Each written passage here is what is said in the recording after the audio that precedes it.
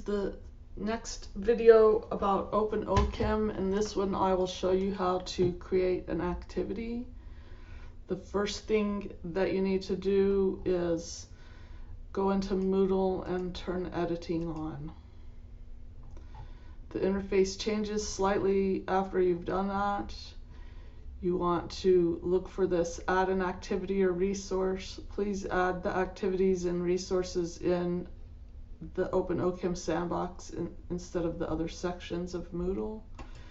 If we click that, we're going to pick the external tool that looks like a puzzle piece, and then we'll give it a name. Jennifer Test. Pre-configured tool, you want to pick OpenOChem. You need to click Show More so you can go to the launch container. If you choose the default launch container, you won't have the full view of the OpenOChem screen. So I always pick New Window.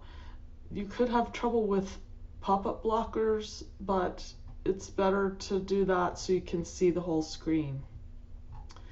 Then we'll click Save and Display, and then we have to click the button to pick Open in a New Window. So this is the OpenOChem dashboard. We're gonna make a new activity, and I'm not familiar with adaptive quizzes. They're a lot more complicated than what we're gonna set up today. The one time I tried to do that, I broke it.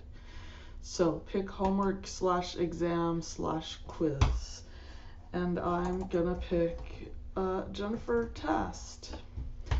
I like for students to be able to see their answers after and their grade, but not during.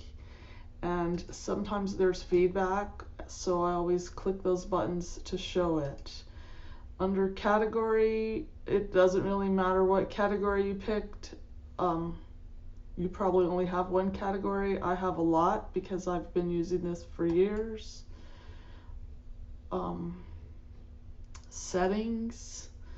I usually give my students a single attempt or sometimes two, and you can do multiple attempts. If you set it for 0, then they have as many tries as they want. You can do free navigation or force people to go through the questions one at a time. You can shuffle them if you like. If you don't feel like setting any of these, the standard settings are pretty reasonable. Next you go to questions. So there's 6,600 questions in the database these days. Basically, you can filter this by question type. You can filter it by functional group. So if you're in the aldehydes functional group, maybe you're going to pick, or if you're on the team that's working on aldehydes and ketones, maybe you're going to pick reactions of. And then you pick search, and it will let you look at these questions. These are questions you could choose from. You can drag them over here and add them to your quiz, or you can look at them before you start. So that's a nice question. I like it.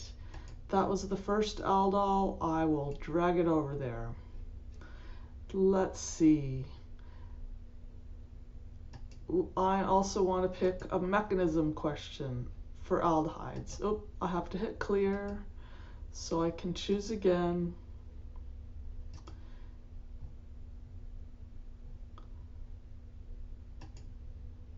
Search. I always look at the questions before I choose them. Oh no, I don't want to do a epoxide mechanism.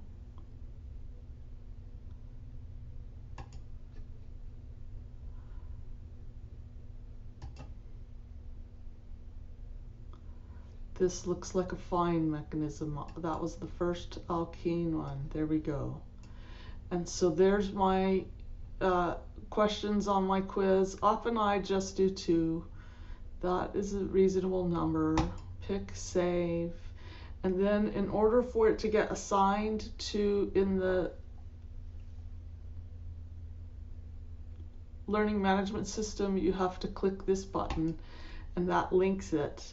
And then before your students can actually do it, you have to turn it on. And you can change the due date here, or you can have no due date and no time limit. There's lots of different options. I usually use due dates on mine. And so then we're done here and it is finished.